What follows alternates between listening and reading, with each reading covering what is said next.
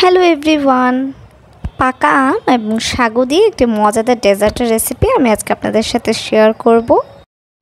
এই ডেজার্টটি বানাতে যেমন সহজ, খেতেও অনেক বেশি মজার হয়।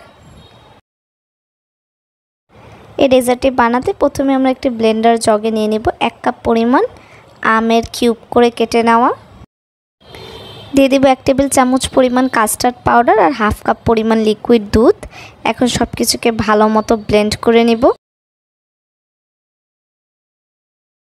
এখানে আমি ব্লেন্ড করে নেওয়া আমটা নিয়ে নিয়েছি আর এখানে নিয়ে নিয়েছি সাগু। এখানে প্রায় হাফ কাপ পরিমাণ সাগু আমি সিদ্ধ করে নিয়েছি। আর নিয়ে নিয়েছি চিয়া সিড। এখানে আমি 2 টেবিল চামচ চিয়া সিড আগে থেকে ভিজিয়ে রেখেছিলাম।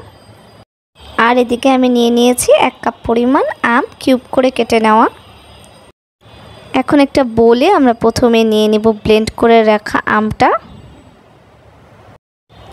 এরপর দিয়ে দেব সিদ্ধ করে রাখা সাগু আর ভিজিয়ে রাখা চিয়া সিড। কনডেন্স মিল্ক দিয়ে দেব প্রায় হাফ কাপ পরিমাণ আর কিউব করে কেটে রাখা আমগুলো দিয়ে। আর এখানে আমি কাঠবাদাম, পেস্তা বাদাম আর কিশমিশ নিয়েছি। এখন এগুলো এর মধ্যে দিয়ে দিব। এখন দিয়ে দেব লিকুইড দুধ প্রায় 2 কাপ পরিমাণ, এটা আগে থেকে জাল করে নেওয়া। সবশেষে কয়েক টুকরা বরফ কুচি দিয়ে দিব।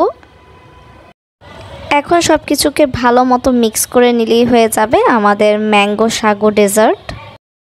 তৈরি হয়ে গেল মজাদার ম্যাঙ্গো সাগু ডেজার্ট।